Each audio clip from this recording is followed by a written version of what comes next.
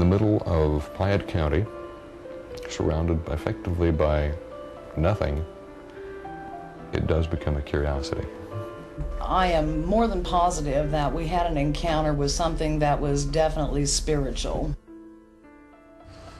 I don't believe heavily in ghosts, so it'd be hard for me to buy that the house is haunted. Oh, I know that when we were growing up, we just loved it there. We just loved the big old house there, you know. It was such a pretty old thing. And we just felt, oh, they're there, you know, but they weren't, you know, and we just hoped nothing would happen to it. The house that has long been called Voorhies Castle was built by Nels Larsen in 1902. For most of its years it was vacant, providing the perfect backdrop for chilling Halloween tales. It attracted thrill seekers and unfortunately vandals who destroyed the home's once fine furnishings. But still it stood against the prairie wind, reminding visitors of a man and a town that used to be. It was a little village there. They had a church, and there were 5 small homes, and a blacksmith shop, and a post office. Georgia Larsen grew up in Voorhies. She became a part of the Larsen family when she married Nell's great-nephew, Lynn. To her, the castle was a childhood playground. We'd dress up in their clothes and play with their dolls, but we always put them right back where we got them. We never, ever felt like they were ours or we could take them, you know. We just thought of it as Uncle and Aunt's home, you know. Nels Larsen came to America from Sweden in the fall of 1867. He started working as a farmhand in Galesburg, where he heard talk about the fertile soil down in Piatt County. Soon Larsen was headed south to see for himself. Now the tale is that he walked the track and saw this land, and he said, I want this land. Larsen started work on a Piatt County farm for $23 a month. He got a raise to $30 when he went to work for William Voorhies. Soon he sent for his sweetheart Johanna in Sweden.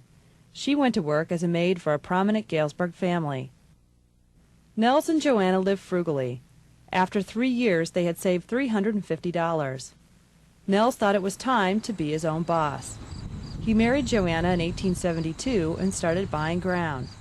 20 years later, Larsen's hard labor and sharp business sense had made him one of the most prominent farmers in the area. He even bought the town from William Voorhies. In 1900, Larsen wanted a home to watch over his estate. He hired an architect from Chicago to draw up the plans. Nels wanted it to look like a Swedish summer castle. He also thought that towers would give him a fine view of his land. His home was completed in 2 years at a cost of $9,000. It was very unique for its time. He brought many artisans in from other countries to help build it. It had most modern conveniences available at the time, including a hand-powered vacuum cleaner to clean the carpets with. It was also not built with electricity, which made it rapidly obsolete. She was a person that was very quiet and hardly ever left the house. But he was just really a man that worked hard and worked his men hard. He loved clocks. He had a clock in every house, every room in the house, every room. And his son did too. They loved clocks. Nels took his hobby to the extreme when in 1910 he decided to build a clock tower on his barn. The 68-foot tower housed a 1.5-ton Seth Thomas clock. It had 4 6-foot faces of solid milk glass. Winding the clock was a Sunday morning ritual in Voorhies, and although it was extravagant, the clock had a practical purpose for the field hands. Most of them never wore a watch or had a watch and probably couldn't afford it. And so they would listen for the old clock to strike, and they knew it was time to go in for their dinner. Life continued season to season in Voorhies until the spring of 1914. I think they were in the field, and one of the hard men went to the house for something and went back out to see him and told him that she was dead, that Johanna had died. When there was no longer somebody else to help take care of the home and keep up with what it needed, especially through the winter, fall and winter heating seasons, He closed the door when she died and went to live with his daughter in Cerro Gordo. It is unclear whether Nels ever used the house again. He never bothered to collect the furnishings or his wife's clothes. The house stood, trapped in time. But there's several places like that. People leave and don't go back.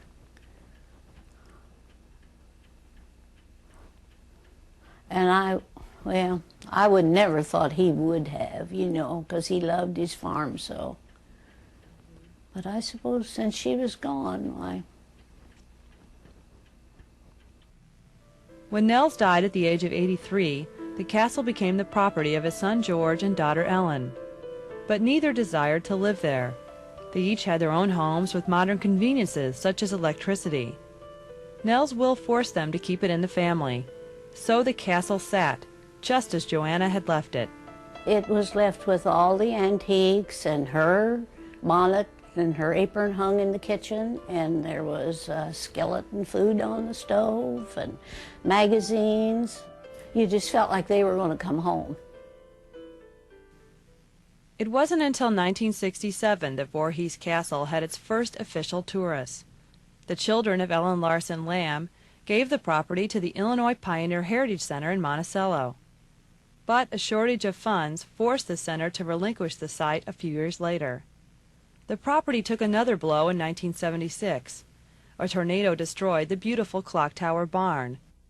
Since 1970, the place has had several owners, but no one has been able to erase the years of abandonment from the castle. The current residents, Earl and Ann Ropel, hope their time and labor will bring the home up to the 21st century. As the sun sets on the town of Voorhies, the lights from Larson's old home illuminate the darkness. However, they shed no light on the mystery that surrounds this place. Why did the Larsons leave the house untouched for so many years? What did Jeff and Karen Fritz experience here? We may never know the answers, but one thing is certain. Voorhies Castle is destined to remain a landmark of central Illinois. Haunted or not, it is a symbol of an immigrant who built his fortune on our soil. And the current castle owners say that if old Nels Larson could haunt these walls, they hope he's proud that his castle still stands, offering him a fine view of the surrounding land. Oh, there are times I'd like to think that as we accomplish different projects around the house, whether it's repairs or improvements, that there was something over my shoulder saying, "It's good."